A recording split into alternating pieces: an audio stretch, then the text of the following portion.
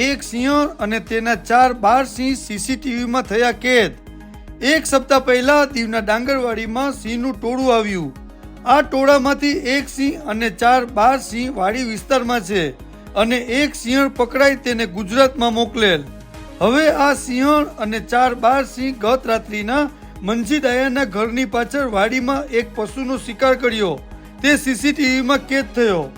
Diu one વિભાગ છેલ્લા 1 સપ્તાહથી આ સિંહના ટોળાને પકડવા પ્રયાસો કરી રહ્યા છે, પરંતુ તેમને સફળતા મળી નથી।